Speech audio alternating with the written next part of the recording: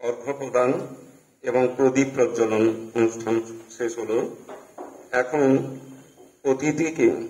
অতিথি বক্তাকে আমরা এই মুহূর্তে বরণ করে নিচ্ছি। বরণ করে নিচ্ছেন মঠের পক্ষ থেকে অধ্যক্ষ মহারাজজি স্বামী বিনিশ্চয়ানন্দজি মহারাজ। উনি আজকের যিনি বিশিষ্ট বক্তা স্বামী মায়াধীশানন্দজি মহারাজ, উনাকে বরণ করে নিচ্ছেন স্মারক প্রদানের মাধ্যমে।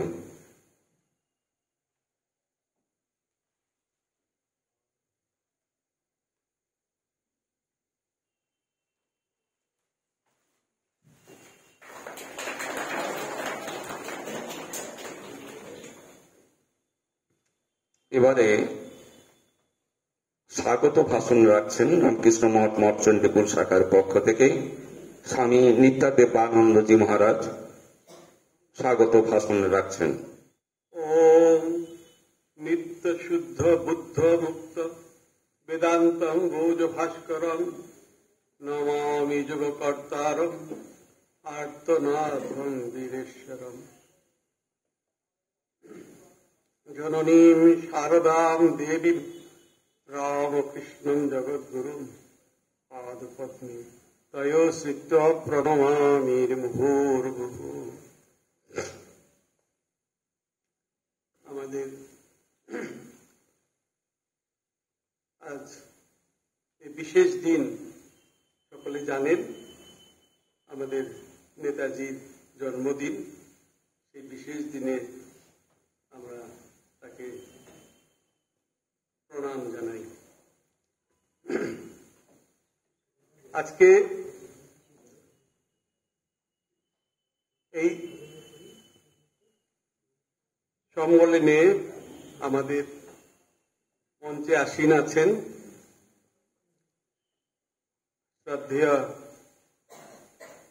পূজনীয় স্বামী মায়াধীশানন্দজি মহারাজ,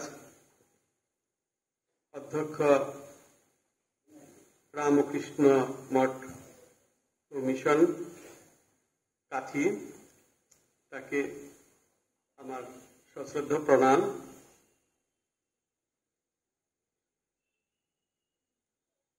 আর এবং এই আশ্রমের পক্ষ থেকে, সকলের পক্ষ থেকে তাকে আজকের এই বিশেষ দিনে উপস্থিত থাকার জন্য তাকে স্বাগত জানাই, সাষ্টাঙ্গ প্রণাম জানাই। আর আমাদের মঞ্চে যিনি আসীন আছেন আমাদের পূজনীয় অধ্যক্ষ মহারাজ স্বামী বিনিশ্চয়ানন্দজি, তাকেও আমার সশ্রদ্ধ প্রণাম এবং স্বাগত। তাকে স্বাগত আর কি বলবো, তিনি অ্যাকচুয়ালি উনারই স্বাগত ভাষণ সেক্রেটারি মহারাজেরই করার কথা। যাই হোক, উনি এখন বলেছেন, আমাকে বলতে হচ্ছে। আর অন্যান্য আমার আজকের এই বিশেষ দিনে সকল যারা যুবক যুবতী ভাই বোনেরা এসেছেন, সকলকে আমার আন্তরিক শুভেচ্ছা এবং স্বাগত জানাই। আজ আমাদের অত্যন্ত আনন্দের দিন। শুধু এই যুব সম্মেলন নয়, আজ নেতাজির জন্মদিন। স্বামীজিকে যারা বুঝেছিলেন ঠিকভাবে নিজের জীবনে, স্বামীজির বাণী, স্বামীজির আদর্শকে যারা রূপায়িত করেছিলেন, তাদের মধ্যে আমি সর্বশ্রেষ্ঠ নেতাজিকে মনে করি, নিবেদিতাকে মনে করি। আজ সেই নেতাজির জন্মদিনে প্রথমেই আমি নেতাজিকে স্মরণ করার জন্য নেতাজির যে তরুণের স্বপ্ন বই লিখেছিলেন, সেখানে স্বামীজি সম্বন্ধে কি বলছেন সেটি আমি প্রথমে তার প্রতি শ্রদ্ধা নিবেদনের জন্য সেটি পাঠ করে একটু শোনাবো, তারপরে আবার ফিরে আসব বক্তব্যের মধ্যে।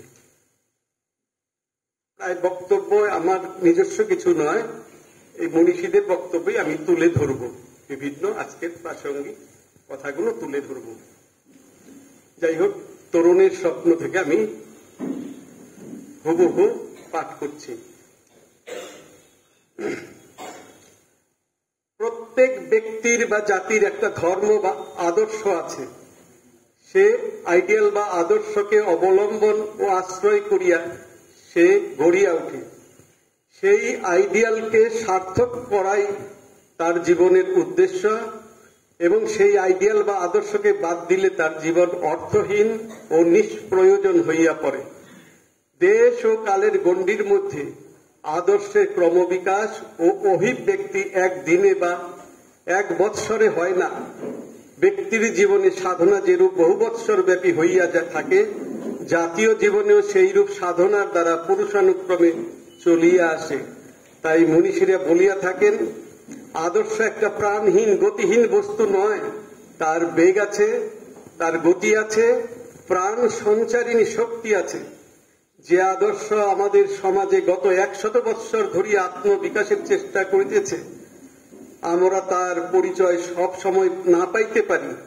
যে চিন্তাশীল, যার অন্তর্দৃষ্টি আছে, শুধু সে ব্যক্তি বাহ্য ঘটনা পরম্পরার অন্তরালে অন্তঃসলীলা ফল্গু নদীরূপা এই আদর্শের ধারাকে ধরিতে পারে। এই আদর্শই আমাদের যুগধর্ম, the idea of the age. ইহার উপলব্ধি হইলে মানুষ বুঝিতে পারে তার পথ কি, তার পথ প্রদর্শক কে। কিন্তু এই উপলব্ধি সব সময় হয় না বলিয়া আমরা প্রায় ভ্রান্ত পথের দিকে আকৃষ্ট হই এবং ভ্রান্ত গুরুর অনুবর্তী হইয়া থাকি। যদি জীবন গঠন করিতে চাও, তবে ভ্রান্ত গুরু ও ভ্রান্ত পথের প্রভাব হইতে আত্মরক্ষা করো এবং নিজে আত্মস্থ হইয়া জীবনের প্রকৃত আদর্শ চিনিয়া লও। পূর্বে যে আদর্শ বাংলার ছাত্র সমাজকে অনুপ্রাণিত করিত, তাহা স্বামী বিবেকানন্দের আদর্শ। সে আদর্শের প্রভাবে তরুণ বাঙালি ষড়ঋতু জয় করিবার, স্বার্থপরতা ও সকল প্রকার মলিনতা হইতে মুক্ত হইয়া আধ্যাত্মিক শক্তির বলে শুদ্ধ বুদ্ধ জীবন লাভের জন্য বদ্ধপরিকর হইত। সমাজ ও জাতি গঠনের মূল ব্যক্তিত্ব বিকাশ। তাই স্বামী বিবেকানন্দ সর্বদা বলিতেন, man making is my mission. খাঁটি মানুষ তৈরি করাই আমার জীবনের উদ্দেশ্য। কিন্তু ব্যক্তিত্ব বিকাশের দিকে এত জোর দিলেও স্বামী বিবেকানন্দ জাতির কথা একেবারে ভুলিয়া যান নাই। কর্মবিহীন সন্ন্যাসে অথবা পুরুষকারহীন অদৃষ্টবাদে তিনি বিশ্বাস করিতেন না। রামকৃষ্ণ পরমহংস নিজের জীবনের সাধনার ভিতর দিয়া সর্বধর্মের যে সমন্বয় করিতে পারিয়াছিলেন, তাহাই স্বামীজির জীবনের মূল মন্ত্র ছিল এবং তাহাই ভবিষ্যৎ ভারতের জাতীয়তার মূল ভিত্তি। তরুণের স্বপ্ন, নেতাজি। আজ এখানে আমরা সমবেত হয়েছি, আমি মনে করি এটি স্বামী বিবেকানন্দের আহ্বানে আমরা এখানে সমবেত। স্বামীজির আদর্শে আমাদের জীবন গঠন কিভাবে আমরা করব, আমরা দেশ ও জাতিকে কিভাবে সমৃদ্ধতর করতে পারি, দেশের সেবা, দশের সেবা, স্বামীজির ভাষায় পূজা, আমরা কিভাবে সেটি করতে পারি, সেই জন্য আমরা এখানে সেই বিষয়ে আলোচনা হবে। আমরা সমৃদ্ধ হব স্বামীজির সর্বতোমুখী সার্বজনীন যে কল্যাণমুখী চিন্তা ভাবনা, সেই চিন্তা ভাবনায় আমরা প্রবুদ্ধ হব এবং সমৃদ্ধ হব বলে এখানে আজ সমবেত হয়েছি। এটি আমাদের খুবই আনন্দের বিষয়। আজকের দিন সাথে নেতাজির জন্মদিন। আমাদের দেশের যারা অবহেলিত, পদদলিত, নিপীড়িত, বহুবিধ অসাম্যের অভিশাপে জর্জরিত, তাদের উন্নতি বিধান করতে হবে, তাদের আর্থিক উন্নয়নের জন্য ব্যবস্থা করতে হবে, সঙ্গে সঙ্গে তাদের আধ্যাত্মিক উন্নয়নের সচেষ্ট হতে হবে, যাতে তারা তাদের ধ্যান ধারণার উন্নতি ঘটাতে পারে। যারা নিচে পড়ে আছে তাদের মান উন্নত করতে হবে। যে সকল মানুষ পিছিয়ে পড়েছে তাদের প্রতি বিশেষ দৃষ্টি দিয়ে তাদের উচ্চ মানে সমুত্তীর্ণ করতে হবে। এই উদ্দেশ্য সাধনের জন্য জাতির আধ্যাত্মিক আদর্শকে ক্ষুণ্ণ না করে আমাদের সমস্যা সমাধানের জন্য যে সাহায্য করবে শ্রীরামকৃষ্ণ স্বামী বিবেকানন্দের বাণী। কি সেই বাণী? সেই বাণী হচ্ছে এক কথায় জীব শিব তত্ত্ব। জীবী শিব, এইটি স্বামীজি শ্রীরামকৃষ্ণের কাছ থেকে পেয়েছিলেন। মানুষের সর্ববিধ সেবা, প্রত্যেক মানুষের মধ্যে ভগবানকে দর্শন করে আমরা শুধুমাত্রই স্পিরিচুয়ালিটিতে উন্নত হব, আধ্যাত্মিকতায় উন্নত হব সেটি নয়, সেই সঙ্গে সঙ্গে আমাদের দেশ শিক্ষা ক্ষেত্রে, রাজনীতি ক্ষেত্রে, ব্যবসা বাণিজ্যে সর্ব বিষয়ে উন্নতি লাভ করবে। এটি স্বামীজির, আমাদের কাছে স্বামীজির আকাঙ্ক্ষা। শ্রীরামকৃষ্ণ যে মহতী বাণী জগৎকে উপহার দিয়েছেন, তার সেই বাণী স্বামীজি ঘোষণা করেছেন। সেই জীবন আমরা, তার বাণী যেন আমরা না ভুলে যাই। স্বামীজি বলেছেন, সকলকে দেবার জন্য আমার একটি বাণী আছে, আমি যদি কখনো সুযোগ পাই আমি এই মহৎ ভাব জগতের সর্বত্র প্রচার করব। সেই ভাবটি হলো জীব শিবী, জীব শিব তত্ত্ব।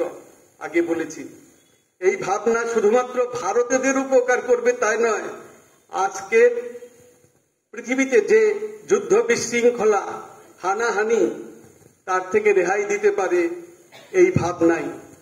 আমরা এই ভাবনাকে আশ্রয় করে চললে আমরা উপকৃত হব, এবং সারা বিশ্ব সেটি করছেও। কম বেশি তারা স্বামীজিকে গ্রহণ করছে, আমরা সেটি দেখতে পাচ্ছি। স্বামীজি আশা করেছিলেন অনুন্নত জনসাধারণের উন্নতির জন্য কর্ম যোজনায় এদেশের যুব সম্প্রদায় এগিয়ে আসবে।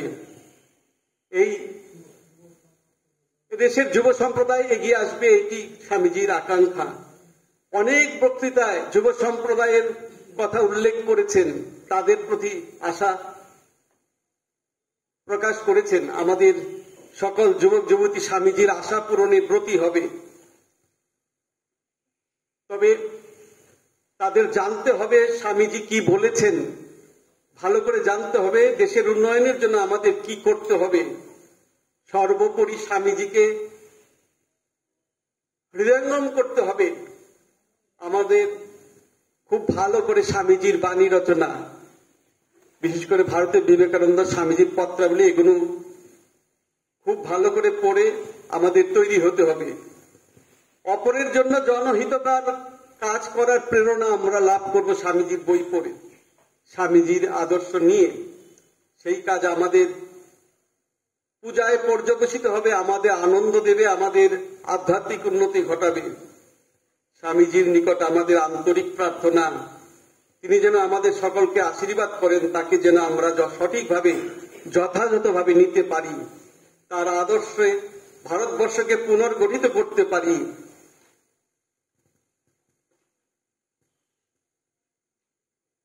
আমাদের প্রকৃত ধর্ম আধ্যাত্মিকতা, সেই আধ্যাত্মিকতা আমাদের লক্ষ্য রাখতে হবে। রিচুয়ালিস্টিক বা এই যে ধর্ম, তথাকথিত ধর্ম আমাদের হিন্দু, মুসলমান, খ্রিস্টান এই রকম ভাবে নয়, আমাদের সকলকেই আধ্যাত্মিকতায় উন্নত হতে হবে।